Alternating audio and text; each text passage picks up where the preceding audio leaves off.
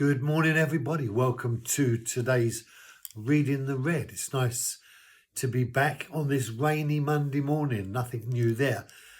Great time in Paris. So, Mark chapter 7 and verse 34. But we need to really get a picture here. So it says, and they brought to him one who was deaf and had difficulty speaking. And they begged him to lay hands on him. And Jesus took him aside from the crowd by himself and put his fingers in his ears. And after spitting, he touched his tongue with the saliva. And looking up to heaven with a deep sigh, he said to him, Epathia, that is, be opened. And it's in red, the word, be opened. So this situation here where the people have brought someone to Jesus to deliver him from the affliction of deafness and a type of muteness to the ability to speak. And so they bring him. Now, Jesus decides to take them away from them, though it was them that brought him. And there's a reason for that. And the reason behind that is that they had actually used this situation to try and prove Jesus, and Jesus wasn't having any of it.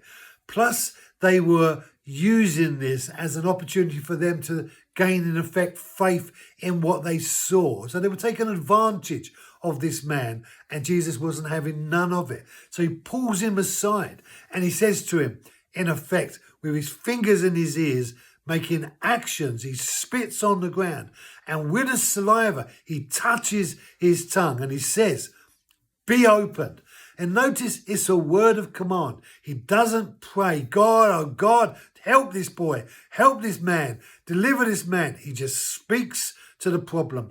And you will find every prayer of Jesus prayed in the Gospels is not a request to God, but it's an authority over the problem.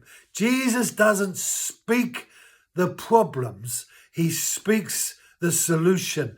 And so many of our prayers are directed towards reaching out to God to show us a level of mercy that he's already shown us.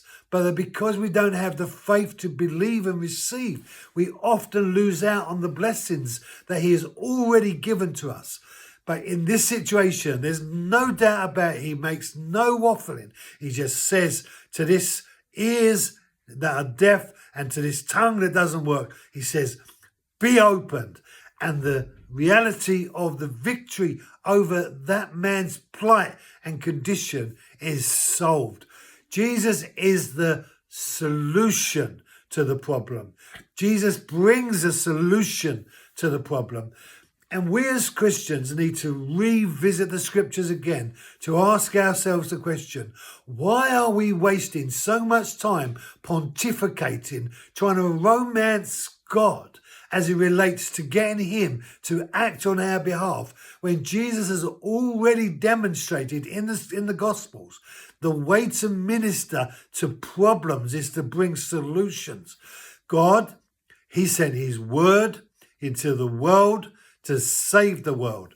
And the word that God sent into the world to save the world is Jesus. Jesus is the solution to all of the problems. And what we need to do is act on his behalf in bringing about the conclusion, the solution to the problem. Stop telling God the problems. Start speaking to the problem, Jesus, who is the solution. Wow. Welcome back. Have a great day, and I'll see you tomorrow.